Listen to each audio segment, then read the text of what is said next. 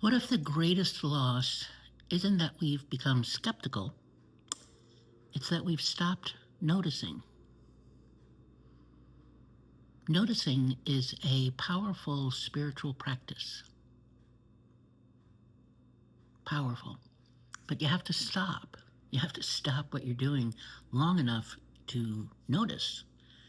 And noticing isn't just, oh, look at that, and keep moving. Noticing actually is a pause. But I want to tell you a story. Actually, I want to tell you two stories. A couple of mornings ago, it was kind of early, I was on the phone with a friend and we were talking about I'm volunteering at an upcoming event. And she was calling me to see if I'd be willing, what role I'd be willing to play, what they wanted me to do. And when we were done with that, she asked me how I was doing. And she asked me in regards to how I was doing um, with the death of my mom. And it was what I noticed is that when she asked me, it had already been a few days of unbelievable heartache, unbelievable heartbreak. And that's the story of grief. Is it just, you know, like the shore, it just kind of comes and goes. Life has its own rhythm, and it's not mine to stop it or change it, but I guess kind of ride the waves. But as she was asking me, and as I was telling her where I was at and how I was feeling, um, I happened to look out my living room window, and I saw this hummingbird that was hovering there. I have a beautiful, huge begonia that sits in the window on the piano. And here's the deal: I live on the fourth floor apartment. I don't have any plants or hummingbird feeders outside. I have never seen, in the 4 years I've been here, I have never seen a hummingbird at my window. But here's, as I was talking to Jay and talking about my mom, here was this hummingbird that just kept going back and forth. Of course, its wings going 800 miles an hour. If you didn't know, hummingbird wings actually do an infinity loop. The wings themselves, they don't go up and down, they go in an infinity loop shape. That's a noticing thing. But anyway, it was this hummingbird just kept going, kind of hovering back and forth. And it was there quite a while. And we, just kept talking and I kept commenting. And I told her, okay, wait, Jay, because I had seen it and I needed to just pause and I needed to be with the hummingbird. And I really believe it was, it spent so much time in front of the begonia, which makes sense because it's big and has these big, beautiful pink flowers on it. I mean, heck, if I could fly, I'd probably hang out in front of the window. But the thing about it that really struck me is my mother loved hummingbirds. She was like the hummingbird whisperer. And I know that for some people, the question is, well, maybe that was your mom, or maybe your mother sent it. And I don't know. Maybe it was simply a hummingbird doing what hummingbirds do. My point is just simply about noticing. And why do we insist on making something mean something? Why do we insist on making an event like that mean something? I'm not opposed to it. I just, I happen to think it was my mother, but there's a reason. I have some input on why I would make it mean that. But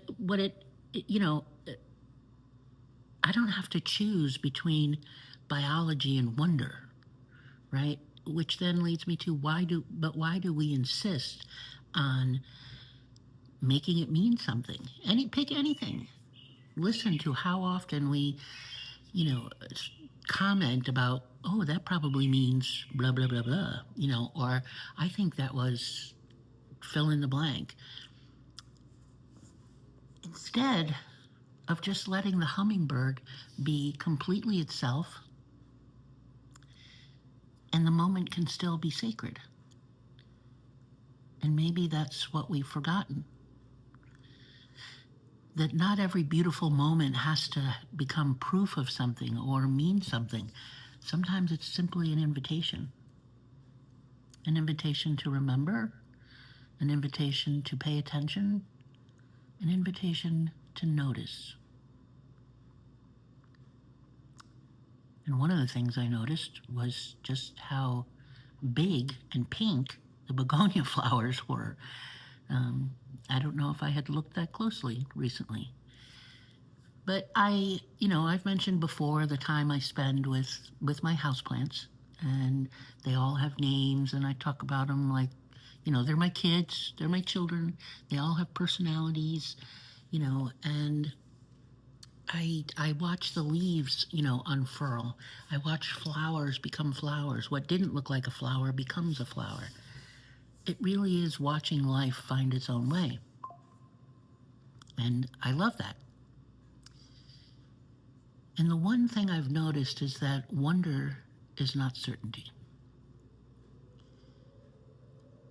Wonder comes from noticing, but it's staying open long enough to be surprised. Because life keeps trying to get my attention. I think for all of us, life keeps trying to get our attention. And sometimes it arrives as a hummingbird. Now, here's the other story I want to tell you. I think I've mentioned before that a little volunteer work that I do is for an organization that's called Be My Eyes. And what it is that people that are visually impaired use Be My Eyes. They just call in, it's like a FaceTime, a video call, and I get a call. And it comes up on my phone because it's through an app, and I answer it, and the person then, has their phone pointed at what they need help seeing. And this last one was a gentleman that needed to know what speed the treadmill was set on because he needed at a particular speed. And that was really short, and it was really cute, and it made me smile. But the one thing that I really wanted to say about that is that it wasn't too long ago that I was on one of these calls, and the person on the other end was holding their phone over some papers on the table, and they were some legal documents, and just wanted me to read what it said, and if there was something they needed to do, or if there was, a bill they needed to pay. So, I have the person, okay, I need you to move a little bit, 1 inch to the left, or, push your hand forward half an inch, and have them move around the paper so I could tell them what it says.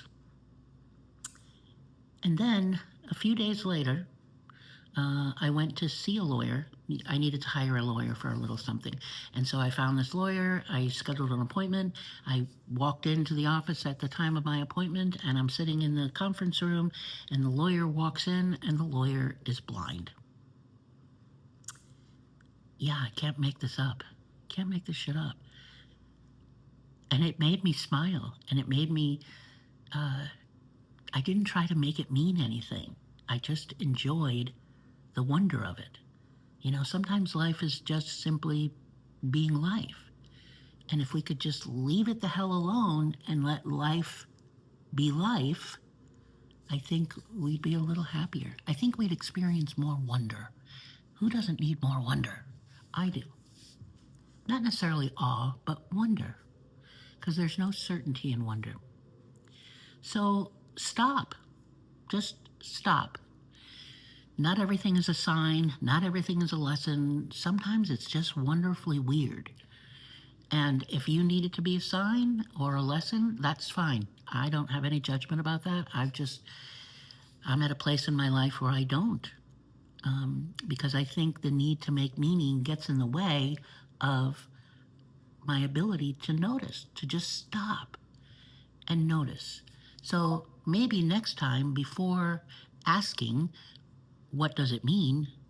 Maybe try asking, can I simply be with it? Can I just simply pause and be with it?